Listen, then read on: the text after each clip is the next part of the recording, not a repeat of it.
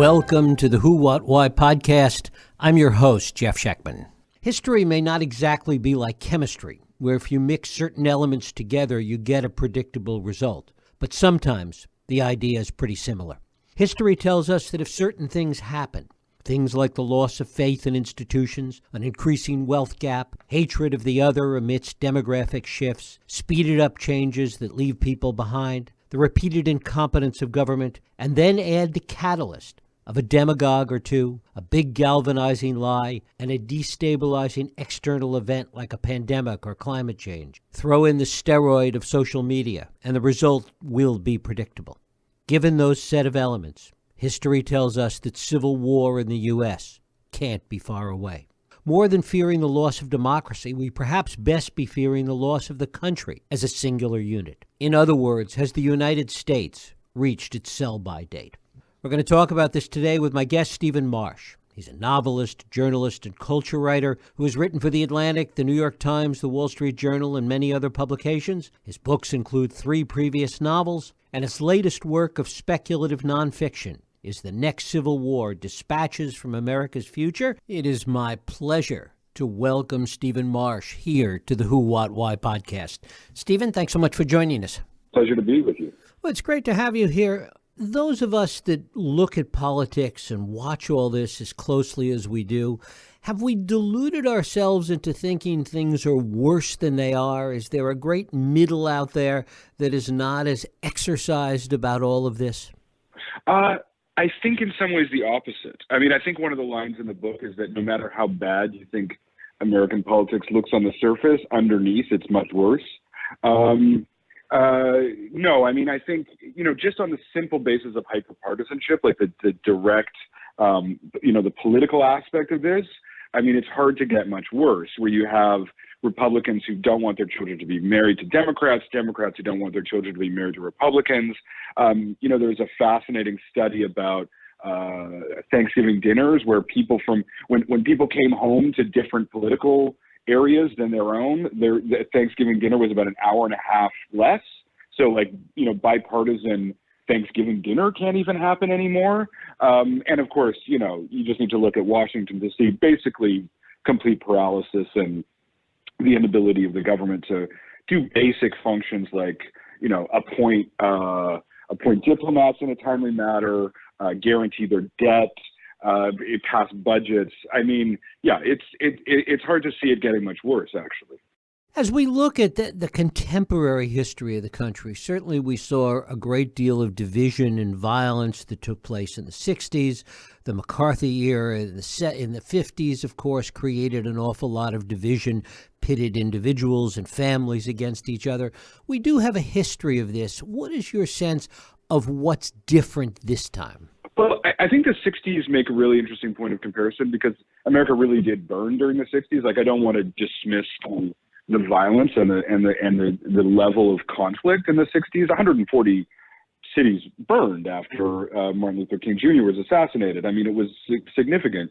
But I would say the big difference was that in the 60s, there were meaningful institutions to navigate through that chaos. So when you take an event like Watergate, right, at the time it felt like turmoil, but in hindsight, what it is the press discovering corruption, people believing the press about the corruption, politicians responding to the people believing in the corruption, and a bipartisan approach to keep the systems legitimate by dealing with Nixon. So none of those things would happen now. Like none of those, all of the institutions are much weaker, both the private ones like the press, but also the public ones like government.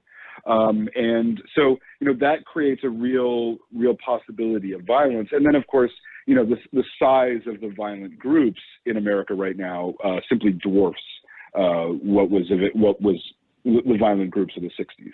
I mean, the Weathermen were, at most about 1,000 people. Now you have, minimum of 600,000 sovereign citizens. And of course, the Oath Keepers have infiltrated pretty widely into American society.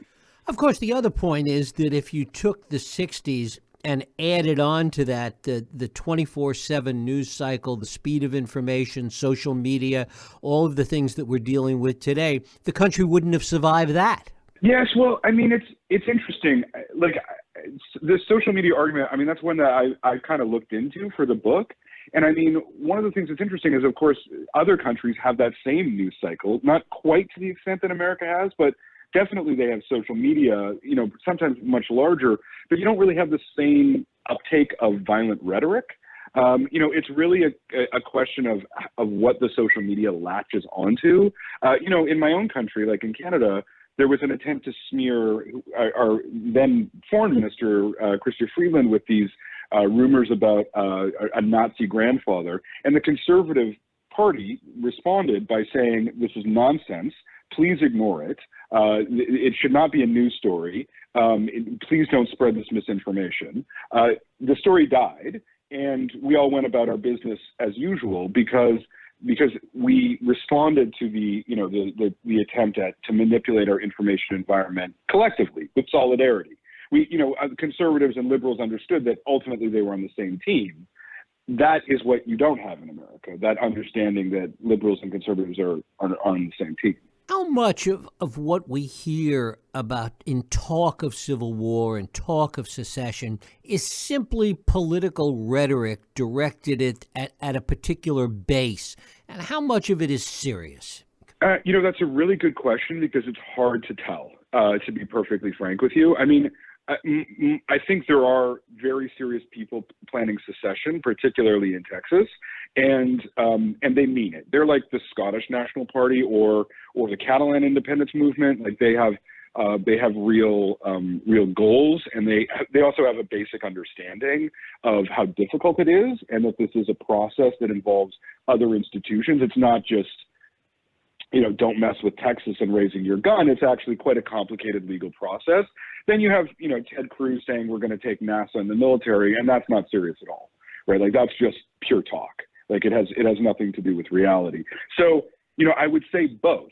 The popularity of secession is growing, and on both sides. In California Democrats, it's about 41% right now, and on Southern Republicans, it's about 58%.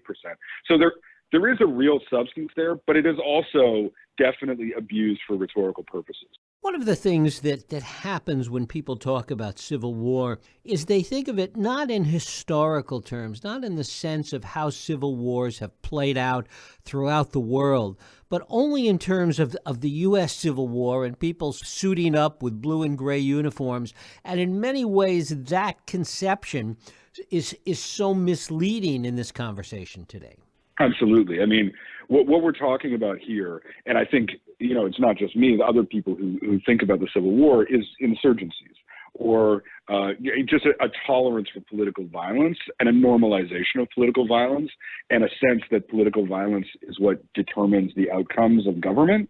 And that, of course, leads to, what we're really talking about here is not South versus North or, people in uniforms or even set armies.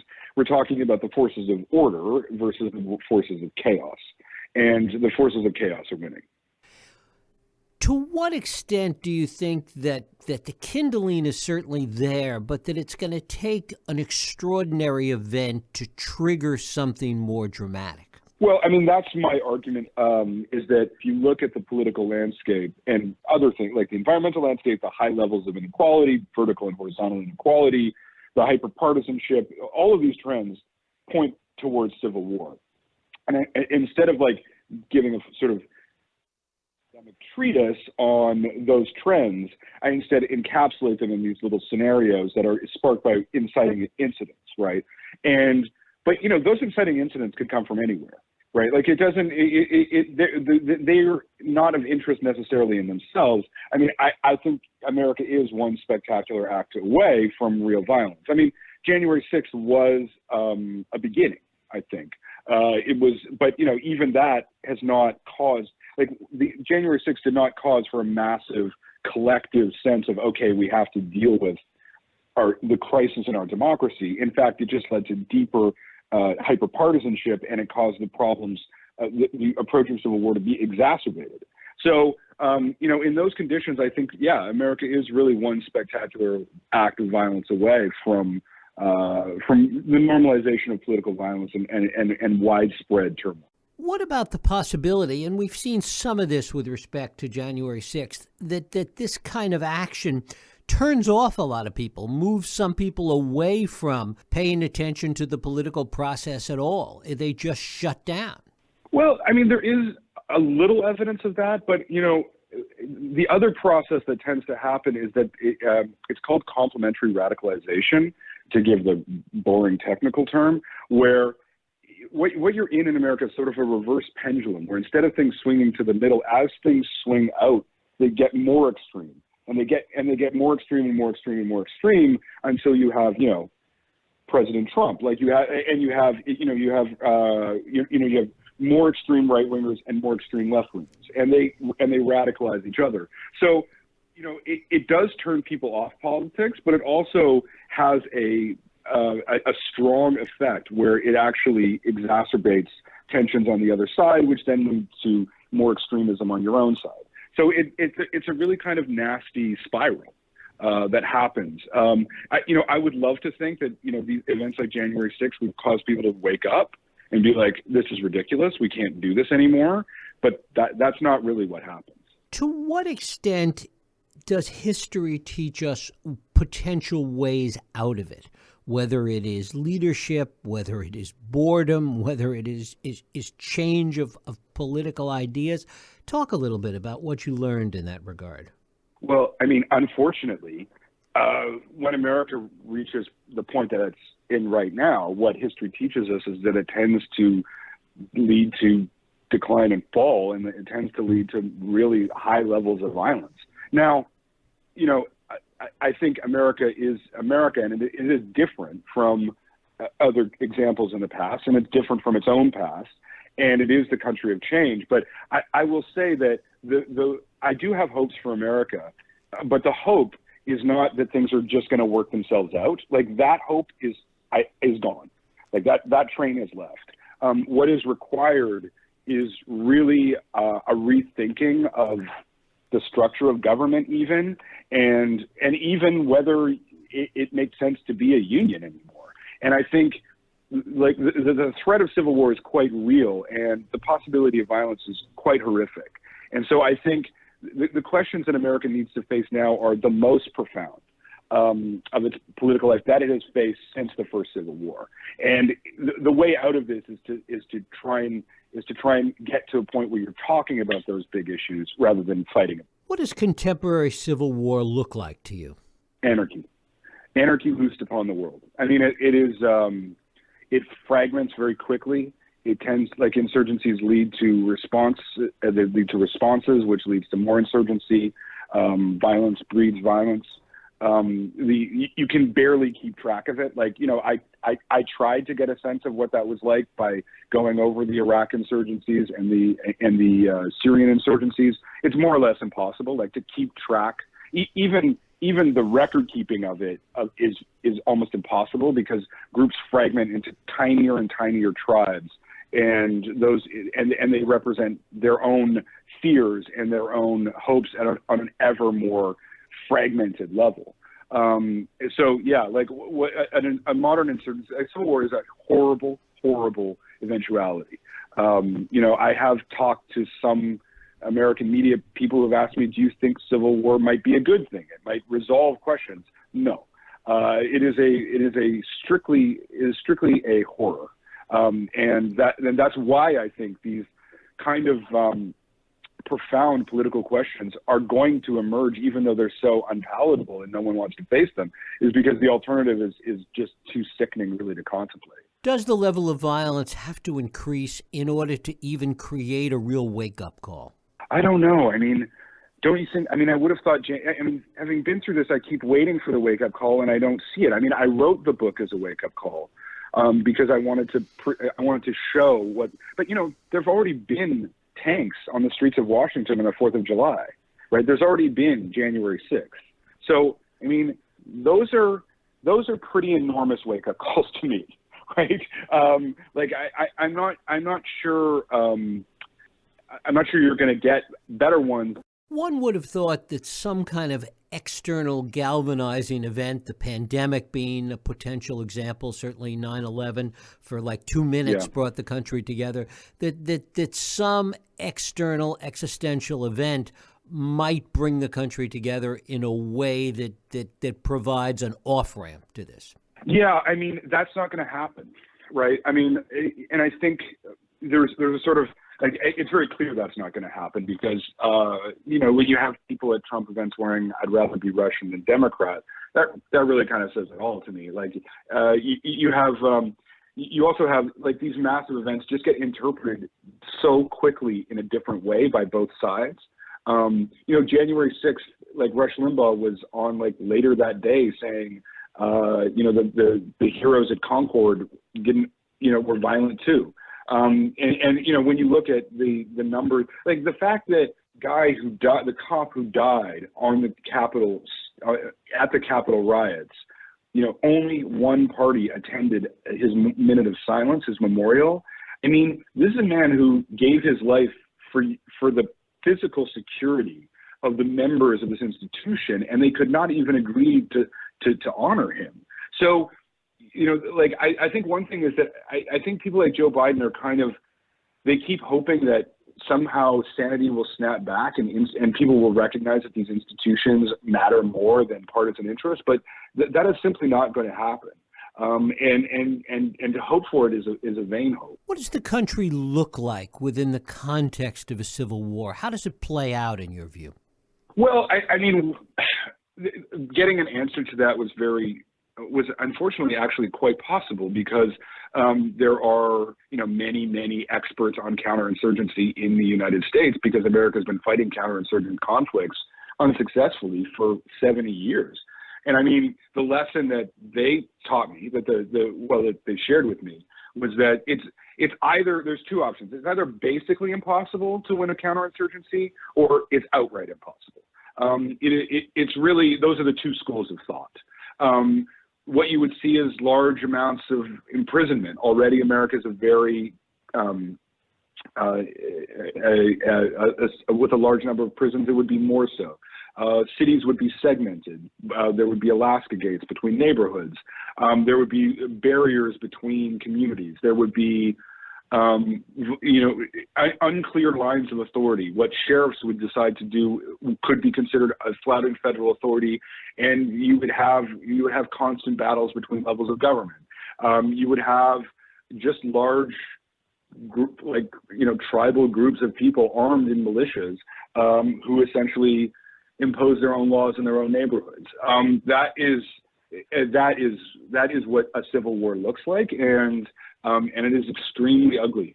And the government responses to it are almost impossible to know because almost every response just leads to increases in illegitimacy, the sense of illegitimacy, and from there into more violence. Of course, political assassination is often a part of civil war.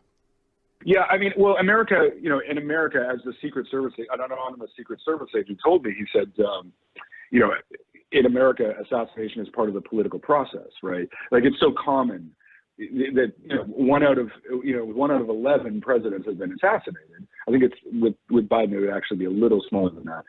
But that's a high number. Like 1 in 11. Like you get danger pay if you were even remotely close to that in any other line of work. The question I think is really not the assassination in itself, because America has survived many presidential assassinations. The question is, what would the response to it be? And I think at this point in history, a dead president would not be a cause for collective mourning. It would actually be more a driver of hyperpartisanship. How does the rest of the world respond to this, and what role does the rest of the world play? Well, I mean, we're all going to have to rethink our entire foreign policies, right? I mean, American military might and American commitment to liberal democracy has been the linchpin of the world order for, since the end of the Second World War. And we've built, we were given the greatest series of international institutions ever on that basis. And they're starting to fray. And I think you can see the wolves, that Russia, the Ukraine is exactly what that looks like. Like, they know that America's weak. and they know that the institutions in NATO are vulnerable because we don't. The system that we had, which was internationally agreed on consensus, backed up by American might, is falling because America is falling, and America is entering a period of chaos where it will be unable to provide answers for the rest of the world. You know, what that means for each country is different. I mean, for Canada, we're in real trouble because so much of our trade, so much of our security, I mean, we're basically an attachment to the United States. So, you know, we're in trouble. For a country like Germany, it's probably going to lead to them being more powerful. It's probably going to lead to them having a bigger say in NATO, whether they want it or not, whether it's good for them or not. They're gonna have to step up and actually take a more prominent role in international affairs.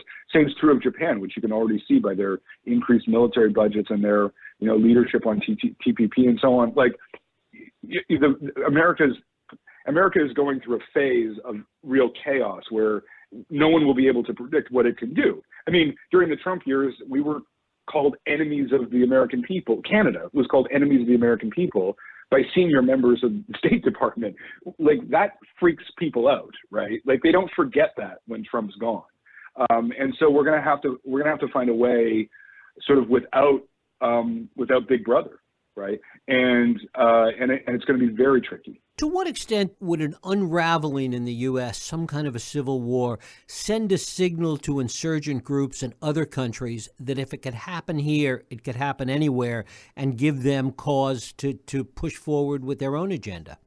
Well, I'm sure it will encourage them, but the breakdown in America is very specific to America. It has to do with the political system, which really is increasingly no longer providing a sense of legitimacy and representation. You cannot say that about Canada, right? There are of course far right-wing people here and far left-wing people with violent intentions, but what you don't have is a general sense in the populace that say the Supreme Court is a fraud. Like, no one believes that here, and no one really believes it in England or Europe either. There are certainly far-right movements in there, but the breakdown in America is systematic and particular to conditions within it. So I actually don't really see it as part of a worldwide trend. I think it is specific to the United States. Talk about the role that business plays in all of this, because certainly the economic consequences of something like this could be staggering, and nobody has a greater interest in preventing that than the higher echelons of the business community. I mean, is that true? I don't even know if that's true.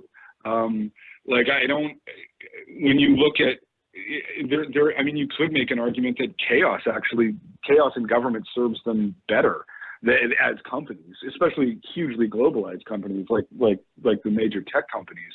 I don't see a lot of sense of responsibility on the part of Facebook to actually fix its algorithm. I just have not seen. Of course they make the right noises, but they are not. They're definitely conscious that they're part of the problem, and they don't really take the preventative steps to try and save their own country. But I don't know. I assume they probably feel as powerless as everybody else, though, too, right?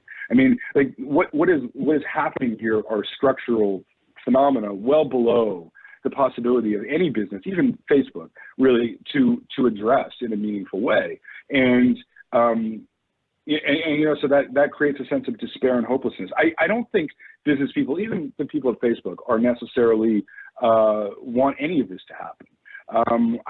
But I don't know if they know how to step in and help. I was thinking less about the tech companies and more about companies in finance, companies in energy, really global multinational companies, and the stake that they have in this. Well, a lot of the funding of the far right groups comes from very prominent business leaders. We've seen that. But on the other hand, the same could be said for Democratic donors. I don't really to be frank, I didn't really ask business people about that. The problem that they face, that the economy faces, is this incredibly heightened level of inequality, and no one really has a political solution to that. Like no one, and they're very hard to find. Like the solutions to inequality are all extremely unattractive to everyone. So, you know, I wouldn't blame business for the state that the United States is in. On the other hand, like the particular economic system that we are in right now is, you know, definitely a contributing factor to the rise, to the possibility of a civil war, because it creates these unbelievably high levels of inequality, which are, you know, at French Revolution levels. To what extent do you see the failure of leadership, of any high-profile leadership emerging to address this as one of the causes of the potential problem? Well, you know, I mean, I have two answers for that. One is that, you know, I think the problems here are structural. On the other hand, when I see someone like Senator Hawley raising his fists to rioters about to sack his own institution, and this is a man who, you know, has had every potential privilege, you know, graduate of Ivy League institutions. I mean, I do have to wonder if any country can survive it when its best people try to or deliberately forget about the sanctity of their institutions. You know, I find that's actually one of the mysteries. I don't know what is motivating them, and I don't completely understand how they could let that happen. Like how people with so much invested in the system could oversee its destruction for motives that seem shallow at best, you know, like tiny little career advantages. I mean, it just seems like, well, I described it in The Atlantic as a suicide of the elites, and I think that's the right phrase. Is that the problem, though, that because of this sense of American exceptionalism and this misguided notion that prevails oftentimes about the country, that those people don't see it, that they just cannot believe the possibility of it? Yeah, I mean, that might be it. Like, I think there's definitely a sense that, you know, when you've been taught your whole life that America is the solution to history, it's very hard to just think of yourself as potentially one of its victims, right? And when you're taught that your own government is sort of the ideal form of government, when it's very clear that it's not working. You know, it becomes very hard to come up with solutions when you have this like idolization of your own failures, right? Of the cause of your own failures. I find the worship of the Constitution in the United States to be quite fascinating, because every single group that I talk to, from Oath Keepers to national separatists to, you know, far left groups and so on, they all worship the Constitution.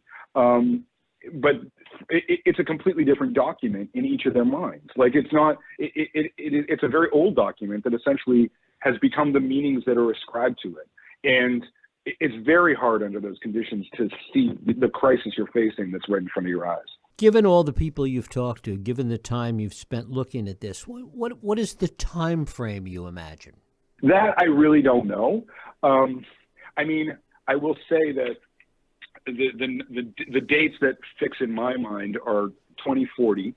2040 is a pretty big date in my mind, because that's when America will become a majority-minority country. That's when white people will no longer be more than 50% of the country, and that's a huge cause of everything that I'm describing here. Like the sense of dominance from the privileged group being threatened from the rise of people below causes political violence all over the world. You can see it in India, you can see it in Africa, you can see it everywhere, and now you're seeing it in America. And then, of course, in 2042, the best estimate is that about 30% of the country will control 68% of the Senate. So I think you really will have a state where America is, by then, like a quasi-democracy. Like it will no longer feel to ordinary Americans that their government represents a popular will. And of course, that's the function of democracy, to give that impression. What about generational change? And the sense that when you look out towards 2040, you're really looking at an entirely different generation running the country. I mean, I don't know if that's true. I mean, people would have said by 2022 there'd be a different generation running the country, but it's still the same old generation running the country. I don't. Although, to be clear, generational markers on a whole lot of functions like racial resentment and direct causes like that, there's almost no generational trend for that. It feels like there is in daily life, but there really is almost no metric that registers that, which I think is really important to acknowledge. Like, it's not like young people get less racist. That's not actually what happens. So, the generational, I think that the demographic trend that really matters is the one I mentioned earlier, which is that, America becoming a majority minority country, because that is generational change. And that is going to reshape America one way or the other. To what extent do you think economics will play a role in this? If the country is doing well, if markets are strong, if the country is awash in money, that it would forestall this or maybe even eliminate it over time? And to the opposite extent, to the point that economics becomes a problem, we go into a deep recession or worse, that it really speeds this up? I had a really fascinating talk in the book with a guy who deals with inequality at the IMF. So this is part of the Washington Consensus. This is right-wing stuff. This is Wall Street Journal economic stuff. And, they've recognized that the problem with inequality, with these huge elevated levels of inequality, is that it makes recovering from crashes really hard. And first of all, it makes growth diminish earlier, but it also makes restarting growth a lot harder. So now that we're all awash in money, incidentally, this is money that has been massively printed with quantitative easing over the past since 2008, which was considered an extreme emergency measure. In before 2008. Now they're just pumping money on a regular basis, in a way that is probably not sustainable as these high levels of inflation are showing. But the real problem comes when the crash comes, because this is capitalism. It works by crashes and booms. So it's not really a prediction to say there will be a crash. The question is, what happens after the next crash? And is there enough unity in the country? Is there enough solidarity in the country to come up with a coherent plan to get out of it? All of the far-right people that I talk to, all of those movements, they all start in 2008. They all start in the market crash, and they all start with the essentially explosion of the housing market. The problem is the money in America is really good right now, but money like this doesn't last forever. There's always a crash, and the question is, what happens after the next crash? And that's very troubling. Because that requires a lot of solidarity. It requires a sense of fairness in the economic order, and that's missing. Stephen Marche, the book is The Next Civil War: Dispatches from the American Future. Stephen, I thank you so much for spending time with us. Real pleasure to talk to you. Thank you. And thank you for listening and joining us here on the Who, What, Why podcast. I hope you join us next week for another Radio Who, What, Why podcast. I'm Jeff Sheckman. If you like this podcast, please feel free to share and help others find it by rating and reviewing it on iTunes. You can also support this podcast and all the work we do by going to whowhatwhy.org/donate.